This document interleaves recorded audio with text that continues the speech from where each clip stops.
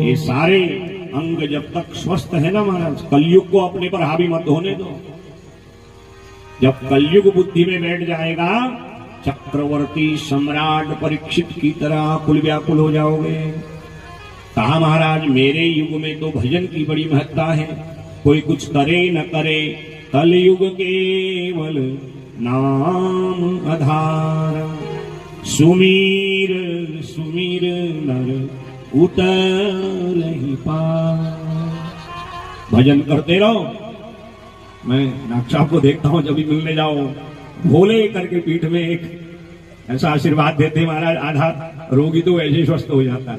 अरे विश्वास की बात है, वही तो सब करने वाला। जब उसमें हमारी मति होगी तो गति ऐसी होगी। फिर ये सब मति भगवान में है तो फिर सारे कार्य उसके निमित्त होंगे। क्योंकि इतना समय तो कलयुग में किसी के पास है नहीं महाराज। माला लो, भजन करो, काम भी करना है, गृहस्थ भी चलाना है, समाज में सेवा भी करनी है। इसलिए कर्म को ही धर्म बनाओ। जहां भी बैठो काम करते रहो, नाम जपते रहो।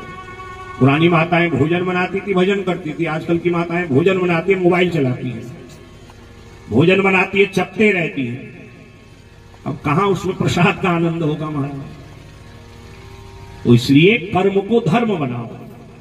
थोड़ी देर 10 घंटा 5 घंटा बैठने की आवश्यकता नहीं। काम करते रहो, नाम जपते रहो। जैसे गोपिकाएं करती थी, यादो हने हनने मथनो फले को प्रेम केन कनाद रुदो क्षणमार्जनादो गायंती चैन मनुरक्त धियोस्त्रु कंठ्यो धन्या व्रजश्रिय उरुक्रम चित्तयाना। जो भी काम करती थी भगवान का ही वाणी से गायन करती थी। जिह्वे सदैवम भज सुंदराणी। अब की जिह्वा से कहती, जिह्वा तो बड़ी चटोरी हो गई, खाने पीने में तो लंबी हो जाती है, दूसरे के निंदा करने में लंबी हो जाती है, और भगवान का नाम गाने में बता। इसलिए कलयुग में नाम गाते रहो, काम करते रहो, काम भी हो जाएगा, भगवत भजन भी। और यही कलयुग में सबसे बड़ी तपस्या है महाराज। जो नीति न्याय धर्म परिश्रम से कमाया धन है, उससे जो हमने गहना आभूषण सोना चांदी पहना है, उसको कलयुग स्पर्श भी नहीं कर सकता। और जो अनीति अधर्म अन्याय गलत कर्म से धन सोना कमाया है, तो समझ लेना कलयुग ने घर में डेरा जमा लिया है। अब कैसे निर्णय हो महाराज? लोगों को अपनी फुर्सत नहीं मारा। पूछो महाराज, बिल्कुल फुर्सत नहीं थी, मरण के लिए फुर्सत नहीं थी।